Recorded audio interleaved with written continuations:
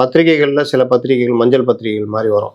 நான் சொன்னேன்ல, இப்போ துக்ளக் பார்த்தீங்கன்னா சிரிக்கிற மாதிரி இருக்கும். இப்போ கலைஞருக்கும் அந்த டைம்ல கலைஞர் எல்லாம் மந்திரி சபை கூட்டம் நடத்துவாங்க. அதுல இவங்க கற்பனை கலந்து ஏதாவது எழுதுவாங்க. அந்த மாதிரி இருக்கும். படிக்கும்போது அவரை கூட ரசிப்பாரு. ஆனால் அதே நேரத்துல சில பத்திரிகைகள் ரொம்ப தரம் தாழ்ந்து எழுதுனதெல்லாம் உண்டு. பெரும்பாலும் திமுக ஆதரவு பத்திரிகைகளா அது இருந்தது நான் பார்த்திருக்கேன். காலங்கள் மாற மாற சமூக வலைதளங்கள், சமூக ஊடகங்கள், யூடியூப்பு, இந்த ட்விட்டரு, இது ஃபேஸ்புக் இதெல்லாம் வந்தோடனே சித்தரிச்சு போடுறது, மோசமா எழுதுறது, அப்புறம் ஃபேக் ஐடி. நீங்க வந்து நேரடியாக எழுதுனா தானே சொல்லுவீங்க.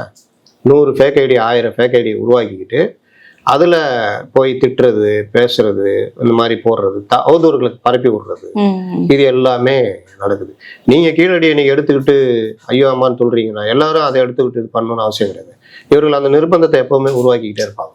பாத்தியா, இதுல பாத்தியா, நாங்க ஐயோ ஐயோ பாருங்க, ஐயோ பாத்தீங்களா, இவர் பாத்தீங்களா, சும்மா இருக்காரு அப்படின்றது. அந்த மாதிரி விஷயங்கள் தான் இது.